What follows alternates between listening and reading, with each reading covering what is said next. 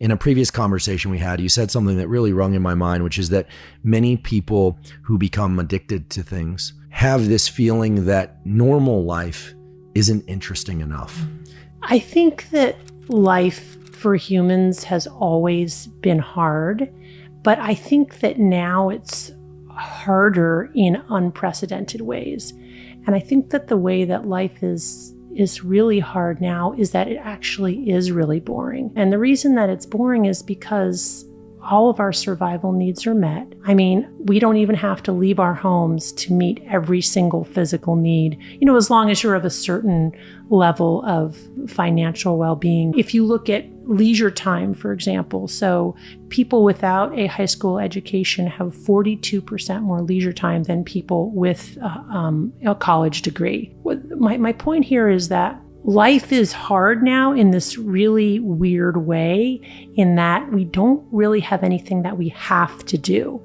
So we're all forced to make stuff up, whether it's being a scientist or being an Olympic athlete or, climbing Mount Everest. And people really vary in their need for friction. And some people need a lot more than others. And if they don't have it, they're really, really unhappy. And I do think that a lot of the people that I see with addiction and other forms of mental illness are people who need more friction. Like, they're unhappy, not necessarily because there's something wrong with their brain, but because their brain is not suited to this world.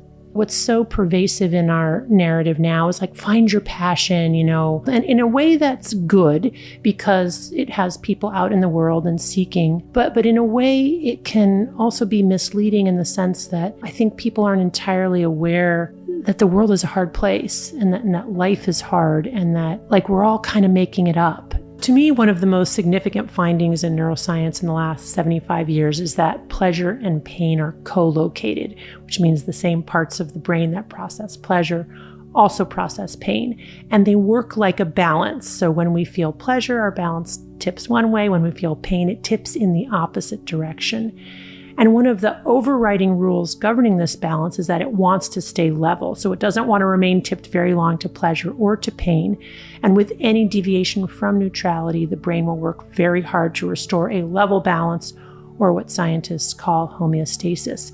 And the way the brain does that is with any stimulus to one side, there will be a tip in equal and opposite amount to the other side. It's like the principal laws of physics. Yes, right, yeah. Right. So I like to watch YouTube videos. When I watch YouTube videos of American Idol, it tips to the side of pleasure.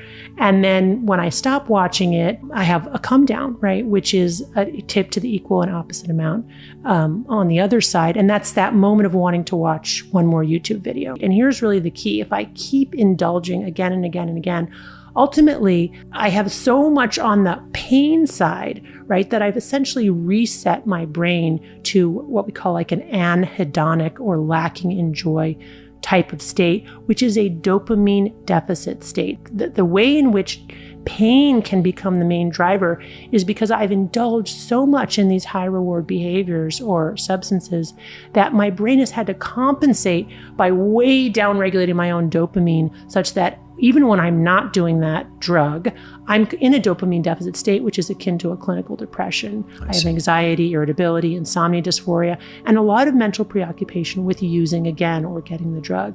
And so that's the piece there. There's the single use, which easily passes, but it's the chronic use that can then reset really our dopamine thresholds, and then nothing is enjoyable. So I think that is really what I want people to tune into and get an awareness around, because once you tune into it, you can see it a lot. And then when you begin to see it, I think it gives people kind of a way to imagine what they're experiencing on a neurobiological level and understand it. And in that understanding, get some mastery over it, which is really what this is all about.